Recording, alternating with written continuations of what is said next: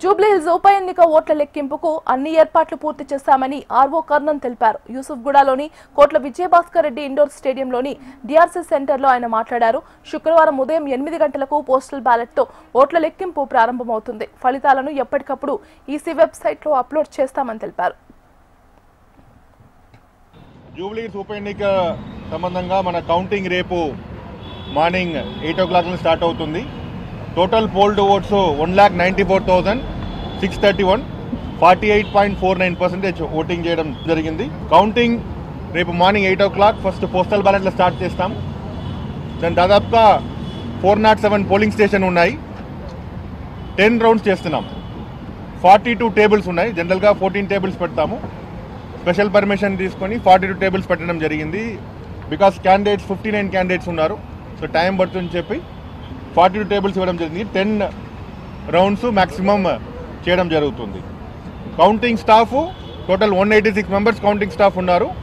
దానిలో counting supervisor, counting assistant, ప్రతి టేబుల్లో ఒక కౌంటింగ్ కోసం మైక్రో అబ్జర్వర్ కూడా ఉంటారు.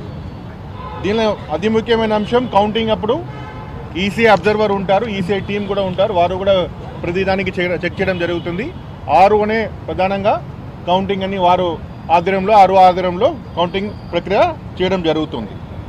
దీనిలో ముఖ్యమైన అంశం ఈసీఐ పోర్టల్లో results.eci.government.in కంటిన్యూస్గా అప్డేట్ చేస్తూనే ఉంటాము రిజల్ట్. అదేవిధంగా మీకోసం ఇక మీడియా కోసం స్పెషల్గా ఇక్కడ ఒక ఎల్ఈడి టీవీలో we are also keep on displaying the round wise display కూడా చేయడం జరుగుతుంది. దెన్ కౌంటింగ్ ప్రాసెస్లో వీళ్ళలో క్యాండిడేట్ ఆర్ ఏజెంట్ లేదా వారు కౌంటింగ్ ఏజెంట్, ప్రతి ఒక్క టేబుల్కు వారు కౌంటింగ్ ఏజెంట్ పెట్టచ్చు. సో 42 టేబుల్స్కు 42 కౌంటింగ్ ఏజెంట్స్ వారు క్యాండిడేట్ పెట్టచ్చు.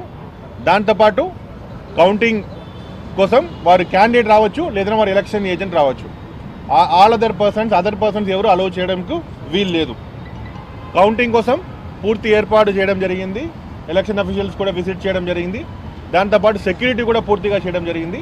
దాని గురించే రిక్వెస్ట్ కమిషనర్ ఆఫ్ పోలీసుల నుంచి.